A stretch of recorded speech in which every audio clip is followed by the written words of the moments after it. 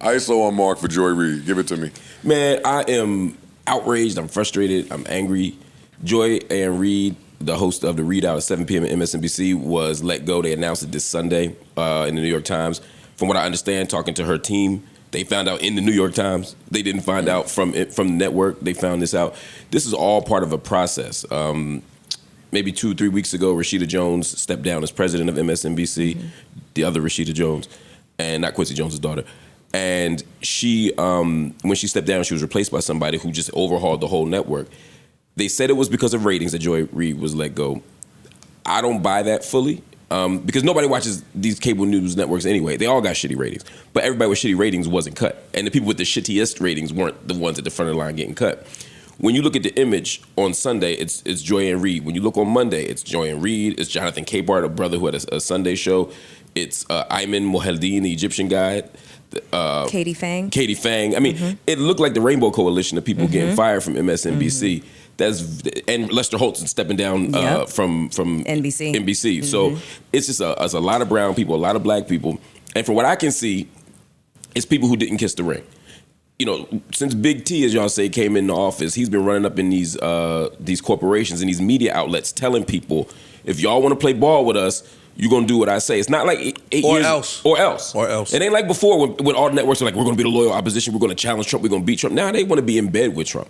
And Trump is like, I don't like Joy Ann Reid. He's been very explicit. I don't like her. And he's pointing at certain people.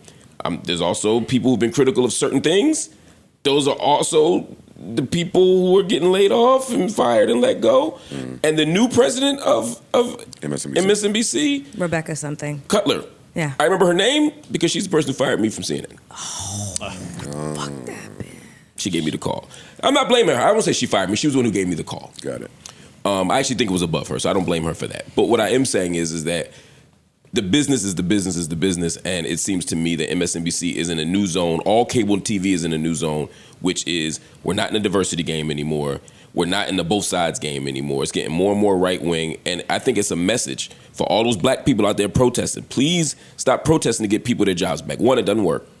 Ain't nobody ever got their job back from people protesting. Two, create your own shit. It's time for us to have our own media outlets so that we don't always have to come hat in hand begging people for jobs and not being able to take the positions we want to take. Joy was courageous. Joy took some. I don't always agree with her, but she always took principled positions, and she's not there. And she wasn't always. She was very critical of Trump, but she was also very critical of the Biden administration. Exactly. Because she was very vocal about her opposition to the war in Gaza. Exactly. So that's what I'm saying. And so was Ayman Mohyeldin, and so was Mehdi Hassan, who got fired a year ago. You know, there's a pattern here. You know, if you go against the establishment on 2 or 3 major issues, you're not in here anymore. And that's a problem. Let's get our own shit though, so we're not always looking. TV is dead anyway. But let's move away from it. They run this shit like death row. They run the country like death row. For real. My nigga, like they have put pressure on all of the tech niggas, all these niggas that got the zillions of dollars.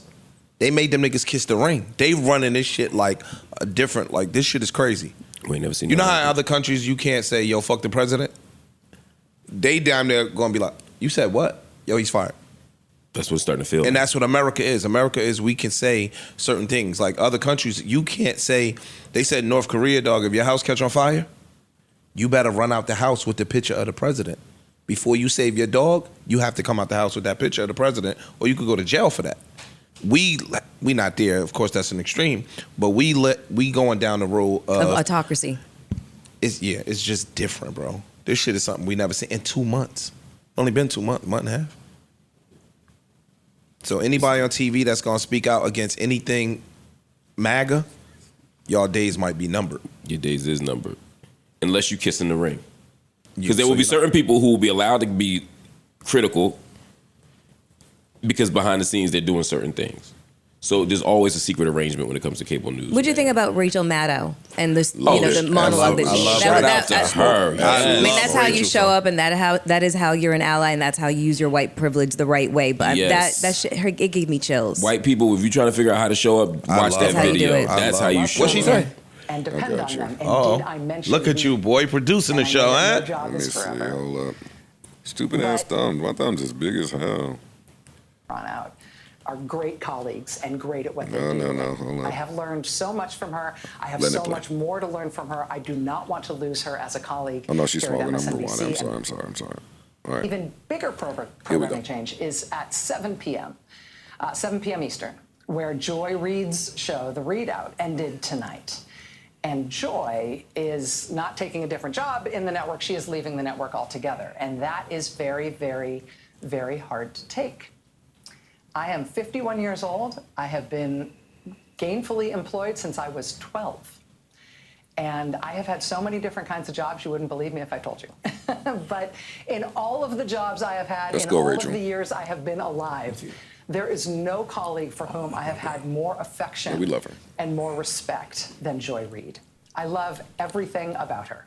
I have learned so much from her. I have so much more to learn from her. I do not want to lose her as a colleague here at MSNBC. And personally, I think it is a bad mistake to let her walk out the door.